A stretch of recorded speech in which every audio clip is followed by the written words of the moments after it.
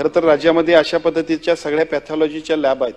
त्या सगळ्या लॅबमध्ये एका बाजूला डेंग्यू आणि दुसऱ्या बाजूला स्वाईन फ्लू बद्दलच्या ज्या काय एकूण चाचण्या केल्या जातात आणि त्याची दरनिश्चिती आणि त्या दरनिश्चितीनंतर प्रत्यक्ष घरी जाऊन केलेल्या उपचार पद्धतीबद्दल सुद्धा ज्या पद्धतीचे दर आकारले त्याच्याबद्दल सुद्धा त्यांनी काही आक्षेप नोंदवले.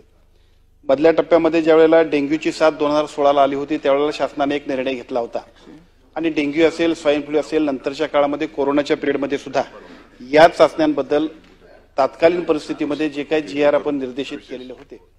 आणि ते GR जे काय आपण त्यावेळेला काढले होते त्या GRच्या अनुषंगानं त्या दरांची आकारणी केली गेली होती. त्यानंतर मात्र आतापर्यंत याबद्दल स्पष्टतेनं ज्या पद्धतीने पॅथॉलॉजीच्या एकूणच कामकाजाबद्दल जे दर नियंत्रणापासून ते राईट मॉनिटरिंग असेल क्वालिटी बद्दलचे जे काही सूचना असेल त्या सगळ्याबद्दल सुद्धा शासन सातत्यानं या विषयात अतिशय गांभीर्यानं चर्चा करून लॉ अँड ज्युडिशरीकडे याच्याबद्दलचा कायदा स्वतंत्र करण्याबद्दलचा प्रस्ताव आपण दिला आहे.